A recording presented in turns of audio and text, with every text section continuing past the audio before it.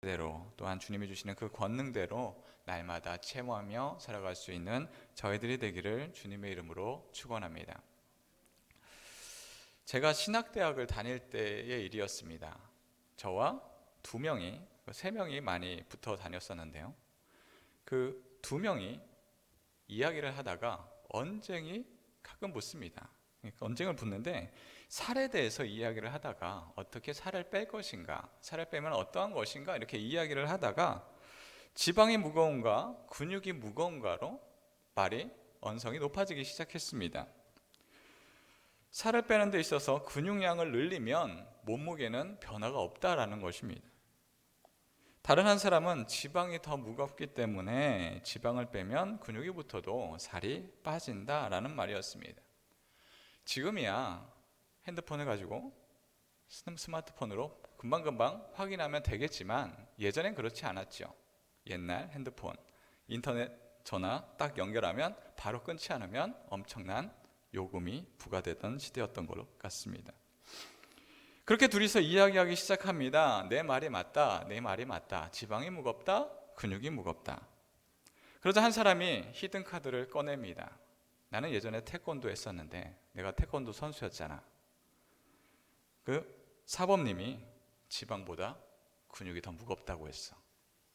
내 말이 맞지?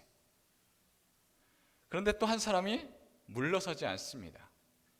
난 예전에 헬스클럽 다녔는데 우리 관장님이 지방이 무겁다고 했어.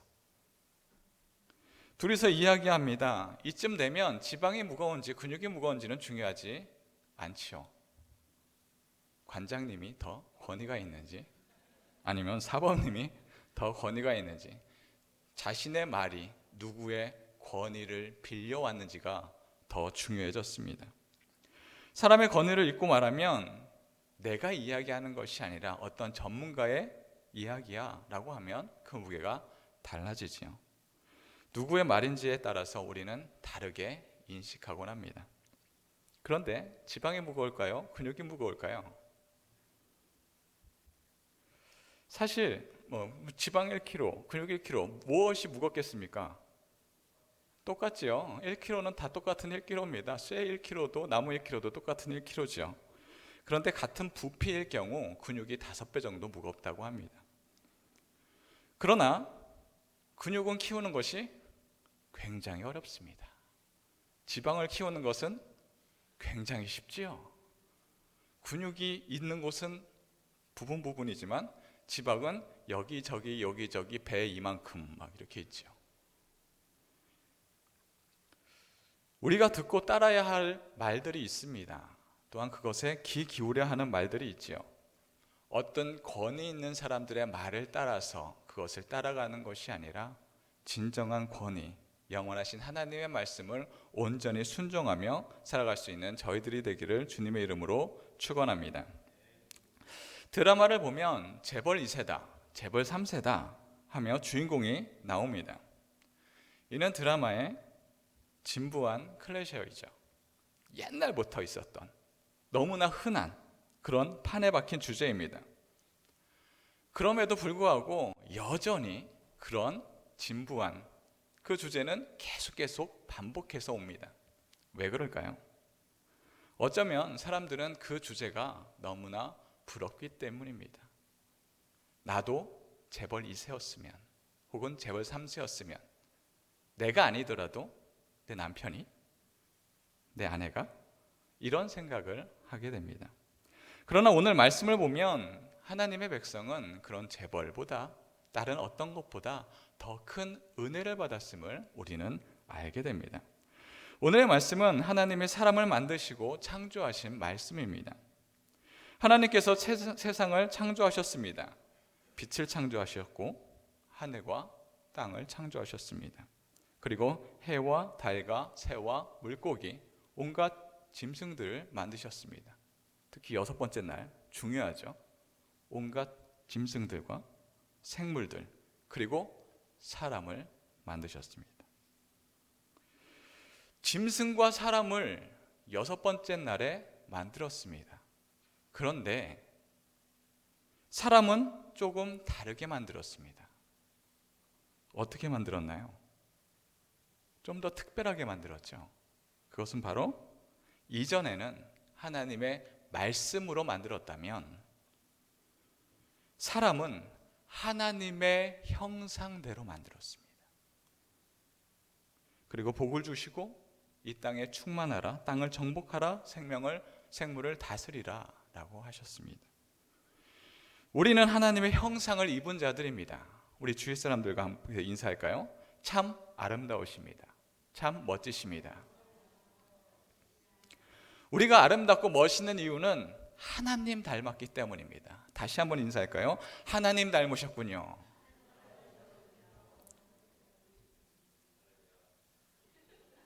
우리는 다 하나님 닮았습니다. 이것이 믿기지 않는다면 말씀을 다시 한번 보시면 보입니다. 우리는 한 사람 한 사람 바로 하나님의 형상대로 만들어졌습니다. 우리는 살아가면서 그러나 때론 이런 생각을 하게 됩니다. 왜 나는 이 모양일까? 왜 나는 이렇게 능력이 없을까? 다른 사람들은 잘 하기만 하는데 왜 나는 이런단 말인가? 그러나 말씀은 우리에게 이야기하고 있습니다. 당신은, 나는 하나님의 형상대로 만들어진 귀한 사랑받는 사람이야. 그렇다면 사람은 무엇일까요? 국어사전에서 사람에 대한 정의를 보면 이렇습니다. 사람은 생각을 하고 언어를 사용하며 도구를 만들어 쓰고 사회를 이루어 사는 동물이라 정의합니다. 이 정의가 맞을까요? 맞는 것 같나요? 국어사전에 들어가 있으니 맞겠지요? 라고 생각할 수도 있습니다. 사람은 언어를 사용하지요. 도구를 만들어 씁니다. 또한 사회를 이룹니다. 그런데 과연 이것이 사람에 대한 정확한 정의가 될까요? 사람처럼 정교한 언어는 아니지만 소리로 소통하는 동물들은 많습니다. 강아지를 봅시다. 언어 단순하지요. 멍멍. 멍멍 그 한 비슷한 단어로 소통을 합니다. 근처에 오지 마. 주인이 뭘 주면 꼬리를 살랑살랑 움직입니다. 간단한 언어지만 나름대로의 언어를 갖고 있습니다. 새는 어떤가요? 새들도 지저귀면서 소통을 합니다. 도구를 사용하는 동물도 있죠. 원숭이는 나뭇가지를 이용하여 무엇인가를 자꾸 얻어 먹으려고 합니다. 까마귀는 어떤가요? 나뭇가지를 이용하여서 자기가 먹을 것을 얻기도 합니다. 사회를 이루는 동물은 너무나 많지요. 무리를 지어서 사는 동물 너무나 많습니다. 사람을 동물이라는 영역에 집어넣으면 설명이 되지 않습니다. 언어를 할 수 있는 동물도 있고 또한 도구를 사용하는 동물도 있습니다. 사회를 무리를 지어서 하는 동물들도 또한 있지요. 사람을 동물로 분류하지 않고 사람은 사람으로 따로 분류해야 합니다. 사람을 동물로 아무리 간결하고 정제된 언어로 설명한다 할지라도 결국 동물의 한계를 벗어날 수 없기 때문에 그렇습니다. 하나님은 사람을 동물로 만들지 않았습니다. 하나님은 사람을 하나님의 형상대로 만드셨습니다. 오늘 말씀 26절 말씀입니다. 하나님이 이르시되 우리의 형상을 따라 우리의 모양대로 우리가 사람을 만들고 그들로 바다의 물고기와 하늘의 새와 가축과 온 땅과 땅에 기는 모든 것을 다스리게 하자 하시고, 우리는 우연히 만들어진 존재가 아닙니다. 하나님의 주권과 하나님의 계획 아래 철저하게 만들어졌습니다. 하나님께서 세상을 만드셨습니다. 신앙을 제일 처음에 갖게 되면 첫 번째 드는 시험이 바로 천지창조에 있습니다. 학교에서 배웠던 내용과 다르기 때문에 이게 정말 진짠가 아닌가 고민하게 됩니다. 그런데 말씀에 그렇게 쓰여져 있으니 지식적으로는 잘 이해가 안 돼도 그냥 믿어야겠다 이렇게 다짐하기도 하지요. 무엇인가 이론과 실제가 맞지 않아서 무엇인가 마음의 한쪽이 불편합니다. 하나님이 천지를 창조를 믿지 못하면 그러나 신앙은 한 걸음도 앞으로 나아갈 수 없습니다. 말씀을 이해하기 위해서는 하나님은 왜 우리에게, 사람에게 이렇게 말씀을 주셨는지를 한번 곰곰이 생각해 보아야 합니다. 우리는 말씀을 볼 때 말씀의 시대적인 상황들을 고려해 보아야 합니다. 본문의 말씀을 그때 시대의 상황과 생각하지 않게 해석하게 되면 우리는 본래의 뜻과 다르게 해석하곤 합니다. 부부싸움을 할 때도 그렇지요.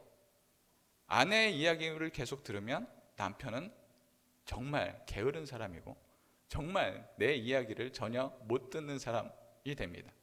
남편의 이야기를 들으면 어떻게 될까요? 아내는 속 좁은 사람이 되지요. 뭐 다 그렇지는 않을 겁니다. 상황을 잘 들어봐야 합니다. 재판을 할 때도 그렇습니다. 피고와 원고의 이야기를 충분히 들어야 합니다. 그래서 여러 번에 걸쳐서 재판을 하지요. 그뿐만이 아니라 과거의 이와 비슷한 판례들을 계속 갖고 옵니다.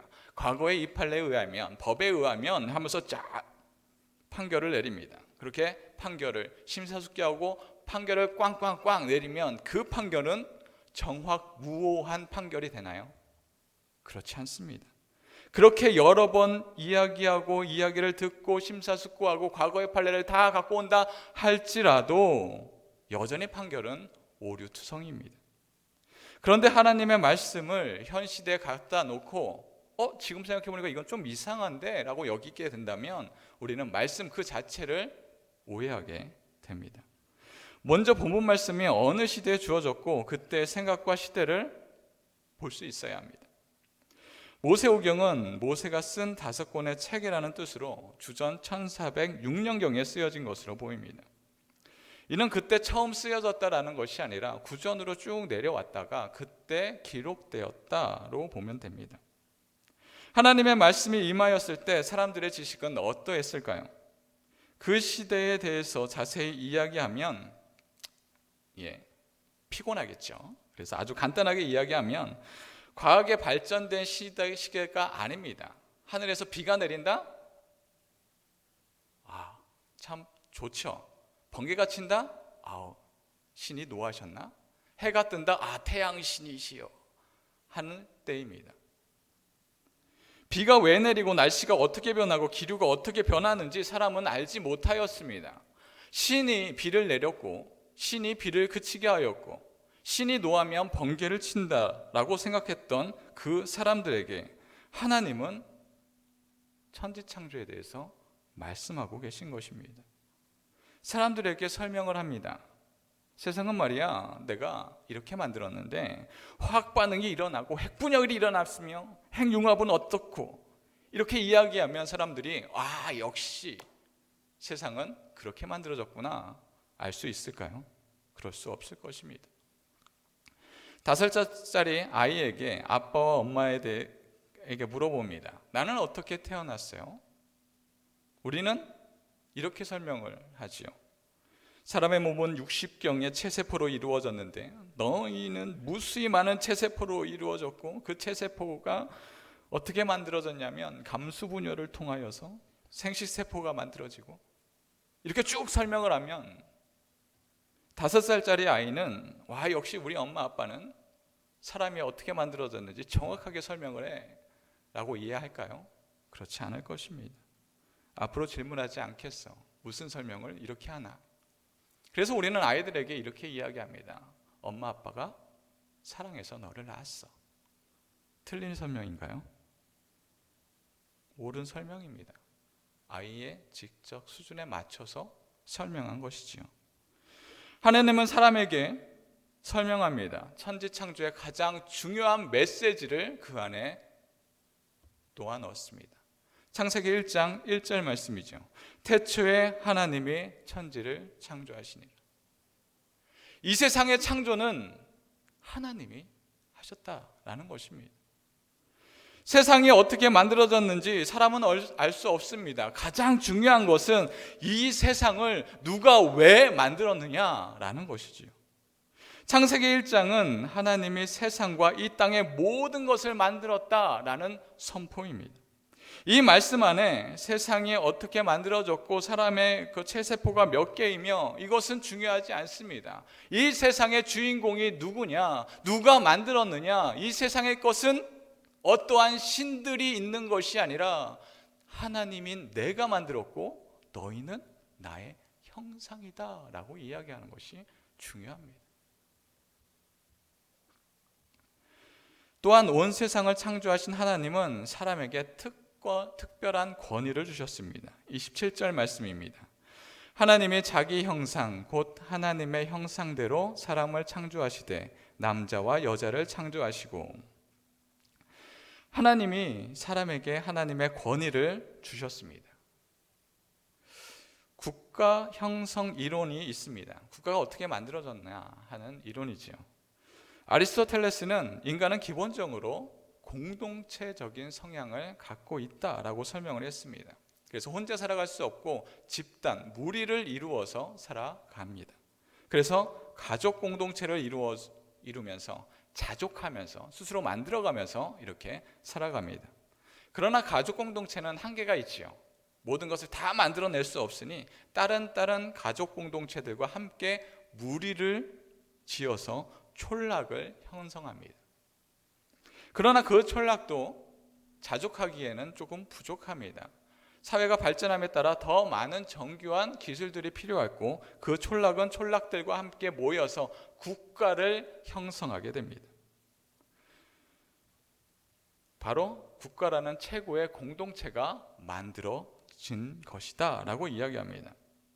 여기에는 사람이 나라를 다스릴 때 한 사람이 다스려야 합니다. 여러 사람이 다스리면 이야기가 충돌하고 효율적으로 다스리기가 어렵습니다. 그래서 한 사람을 세우고 왕으로 세우고 신의 권위를 부여합니다. 신이 이 사람의 신이 이 사람의 권위를 더 입혀줬다라고 이야기를 합니다.